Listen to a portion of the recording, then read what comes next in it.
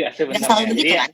ada perusahaan yang kinerjanya tidak bagus tapi harganya uptrend. Nah, jadi kalau mau dikombinasikan ya cari perusahaan yang bertumbuh, harganya yang uptrend juga. Itu lebih tenang lah pasti. Mau pakai trading teknikal atau pakai fundamental daripada beli perusahaan yang makin lama makin minus tapi uptrend. Itu ada potensi di mana wah kalau harganya udah ketinggian, tinggal siapa yang mau jual duluan lebih cepat, ya terbanting lah sudah. Mm-mm, mm-mm. Jangan lupa pasti ada juga yang ingin mencelupkan uangnya ke sana untuk berharap kita ikut masuk lalu nanti dia keluar exit ya. Ada orang-orang yang Mm-mm. kayak gitu, sementara kalau investor retail masih polos Banyak. banget, pian ya kalau kayak gitu ya. Oke, ini kayaknya ada beberapa pertanyaan lagi, mari kita intip. Oke, Abdul Rafiq tadi bilang terima kasih, tipsnya keren banget. Nah, ini ada S. Chris WA, namanya susah, S. Chris WA. S. Chris WA nanya, tolong minta tips menyikapi right issue saham. Gimana tuh, Kak? Oke, okay. Right issue ini pelajaran susah-susah gampang ya. Right issue itu banyak sekali Satu tips semester. and trick.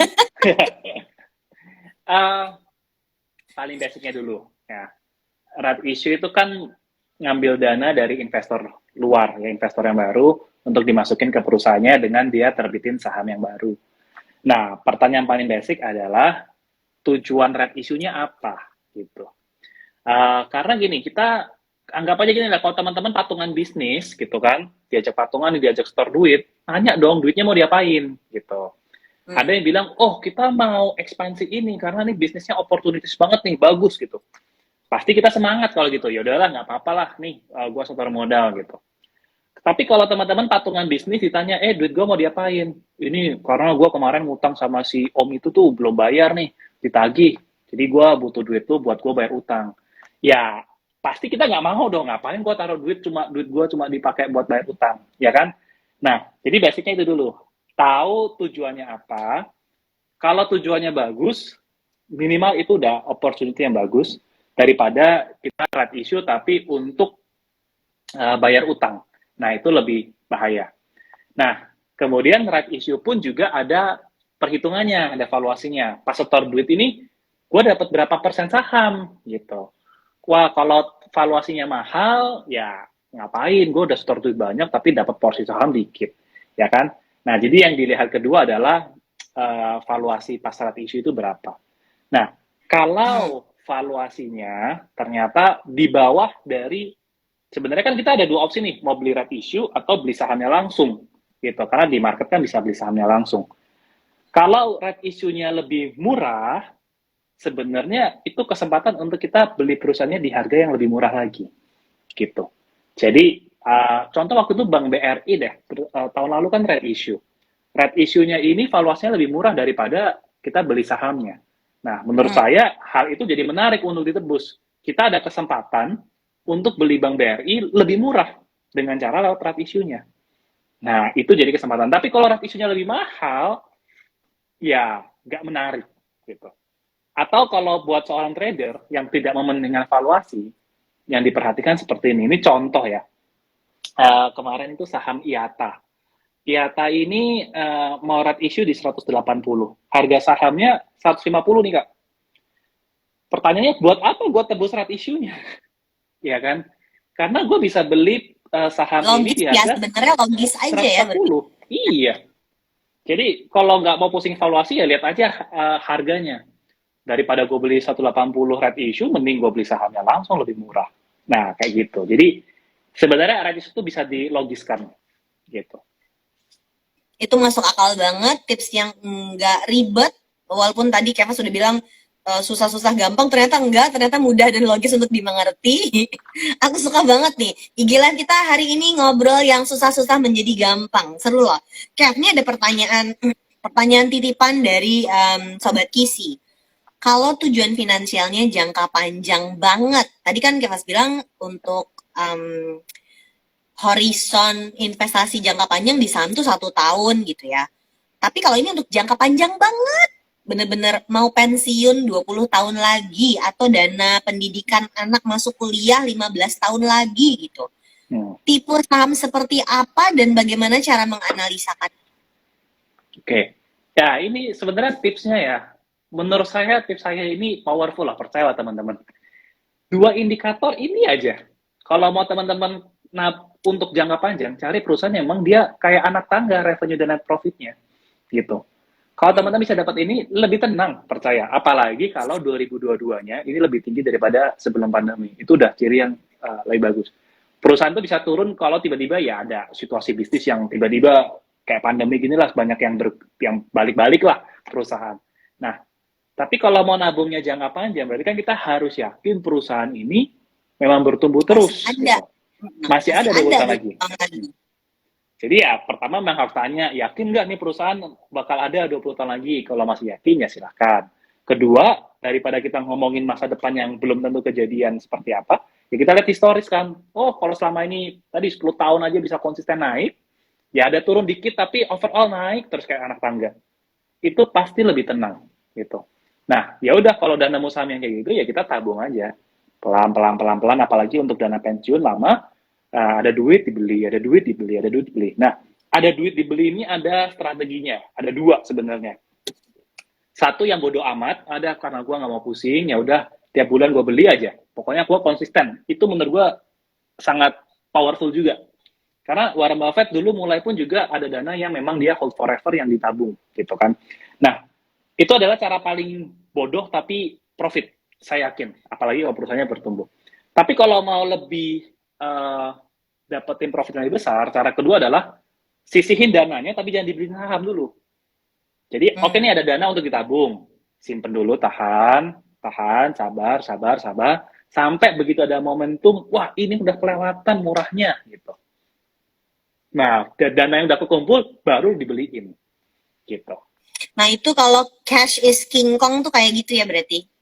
Yes, bener. Nah, ini pas banget Kak ngomongnya tentang cash is king gitu ya. Jadi saya punya pandangan bahwa cash is king itu wah sekarang 2003 resesi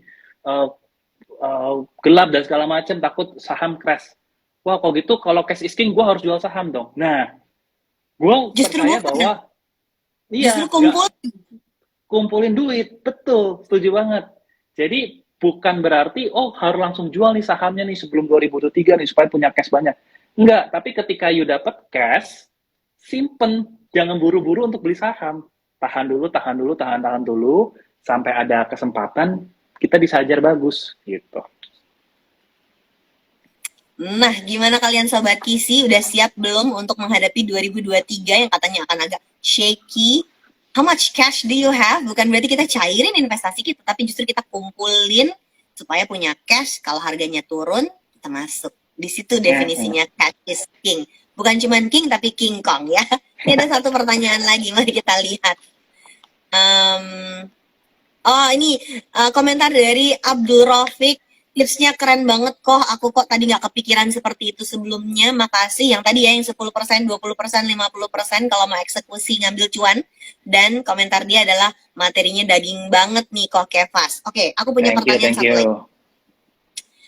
Kev, tadi ada satu pertanyaan nih dari Sobat Kisi, dari Samuel Aji. Dia pertanyaannya gini. Tolong share ya kok Kevas. Day in a life dari seorang stock investor itu kayak apa? Sibuk kali kah atau santai aja? Aku suka banget pertanyaannya. Mulai agak terlalu personal, tapi boleh dicoba. Karena banyak orang yang berpikir, aduh kayaknya capek banget yang ngerjain saham ini. Mana sempet gitu. Gimana, Kev? Sebenarnya kalau saya jawab, investor itu adalah kerjaan yang paling santai sih sebenarnya. Jadi memang days in the investor life itu adalah seharusnya kita tidur, jalan-jalan, happy-happy, senang-senang, nikmatin profit. Seharusnya seperti itu, gitu kan. Tapi tergantung passion dan kesibukan yang lain apa. Jadi sebenarnya saya nggak ngeliatin market terus tiap hari memang gitu. Tapi karena saya kebetulan seorang content creator yang berhubungan dengan saham, ya mau nggak mau saya harus liatin. Saya harus update, ada berita itu bagian dari kerjaan gitu ya? Jadi itu bagian dari kerjaan content creator yang berhubungan dengan saham. Tapi untuk yang urusan sama investasi, ya kalau udah beli nggak ya tinggal tidur sebenarnya. Nggak tiap saat diliatin gitu. Kalau seorang trader pun ya sebenarnya ya investor dan trader ini kalau bisa ibaratnya full time itu memang dream job. Kenapa? Satu, nggak punya bos, nggak punya karyawan, kerja juga Ya, kalau yang trader 9 to 5 lah tetap, ya ada break makan siang gitu. Tapi kalau investor bisa libur atau kerja kapan aja. Trader pun yang 9 to 5 pun juga bisa milih. Kalau hari ini nggak mau trading juga nggak masalah. Jadi sebenarnya enak banget. Cuma karena terlalu nganggur, bosen juga kan kadang. Jadi butuh kesibukan. Nah, tinggal kita mengisi kesibukan kita dengan apa.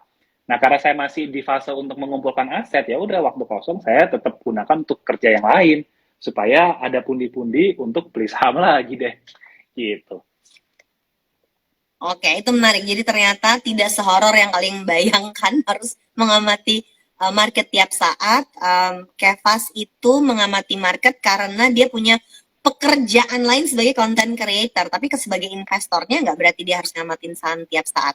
Jadi gimana? Kalau kalian masih punya pekerjaan di luar investasi saham, jangan terus menganggap kalian nggak sanggup buat investasi saham, karena ternyata investasi saham itu bisa dilakukan siapa aja, nggak harus kerjain ini full time, dikerjain part time juga bisa, dikerjain sehari-hari, sejam sehari juga bisa, mau seminggu sekali diintip juga bisa, tapi harus ada waktu dan energi yang kamu luangkan, terutama untuk memilih sahamnya di awal. Kayaknya tadi Betul. udah penting banget dibahas sama Kevas tadi. Dua tadi ya, Kev, apa tadi? Dua yang penting banget waktu memilih saham, mau itu fundamental kayak, mau analisis teknikal kayak. Dua yang harus dilihat tadi, pertama ya apa? Revenue dan net Revenue profit aja sih. revenue dan net profitnya. Karena disitulah si perusahaannya kelihatan secara operasional dia efisien atau tidak untuk mencetak duit. Jangan lupa ya, perusahaan itu tugasnya mencetak duit, bukan yayasan yang sedang bagi-bagi uang untuk kemaslahatan orang banyak. Jadi kita harus tahu perusahaan itu bisa beroperasi, melaksanakan fungsinya atau tidak sebelum kita investasi di saham itu. Baiklah, Sobat Kisi yang sudah bergabung, thank you so much karena kamu sudah bergabung di sini. Bentar, ada satu pertanyaan lagi, apakah boleh kita jawab? Oh, oke. Ini satu pertanyaan terakhir ya, sebelum kita nanti pamitan ya, dari Liu and Min. Liu bertanya, apa pendapatnya Koevas tentang saham sektor ayam? Maksudnya Waduh, gimana ya? spesifik sekali ya, pakan ternak ya. Pakan ternak Oke. berarti ya? Ya, ayam biasanya Dia pakan nggak ternak. menyebut nama perusahaannya, tapi kita tahu lah maksudnya apa. Iya, biasanya ini Java, Cepin, WMMU, Widodo. Secara bisnis sebenarnya saya suka. Bisnisnya ini profitable dan bisnis yang dibutuhkan gitu kan. Kita makan ayam tiap Ya, hari, kita makan tiap ayam minggu. semuanya. Kita orang Indonesia tuh sukanya ayam lah, gitu kan. Ya, betul. Bubur diaduk dan tidak diaduk itu berantem ya. Tapi kalau ayam dada atau paha tidak berantem. Ya orang senang makan ayam gitu. Jadi ya sebenarnya secara sektor ini bisnis yang memang selalu dibutuhkan. Jadi sudah ada ciri-ciri bahwa ini adalah bisnis yang menguntungkan. Dan tinggal dilihat saja perusahaannya bertumbuh atau tidak. Ya, saya langsung lihat nih, misalnya kayak Java. Saya barusan cek revenue-nya sih saya kalau lihat kayak anak tangga. Ya. Kemudian Cepin juga revenue dan net profitnya seperti anak tangga. Hanya saja tadi net profitnya sedikit fluktuatif lah gitu. Nah, tinggal sebenarnya perusahaan seperti ini gampangnya ini perusahaan yang memang cocok untuk ditabung juga. Tadi bisnisnya dibutuhkan, bisa bertumbuh juga, masih ada pertumbuhan. Tinggal kalau mau lebih nunggu ya valuasinya mahal atau murah. Nah, kalau saya lihat sekarang valuasinya memang cenderung nggak gitu murah gitu. Untuk beberapa saham ada yang murah sih ternyata saya lihat nih. Jadi harus sabar-sabar lah. Tapi secara sektor sebenarnya saya suka dengan bisnis pakan ternak. Oke, ini menarik. Jadi ketika tertarik sama sebuah perusahaan yang spesifik, cek sektornya, cari yang logis-logis dulu nih sebelum berinvestasi dan sebelum bikin analisis yang lebih dalam. Masuk akal kan bahwa ayam itu dimakan sama semua orang Indonesia dari Sabang sampai Merauke. Jadi di sektor ini perusahaan yang memang memproduksi pakan ternaknya pun pasti akan terus dibutuhkan dan ternyata dikonfirmasi lagi pakai data revenue-nya juga seperti anak tangga, tinggal net profit-nya aja yang harus diperiksa. Tapi again kata Kevas juga tadi kalau lagi pandemi kayak gini dalam 3 tahun terakhir memang net profit banyak yang goyang ya kalau urusan kayak gini ya. Iya.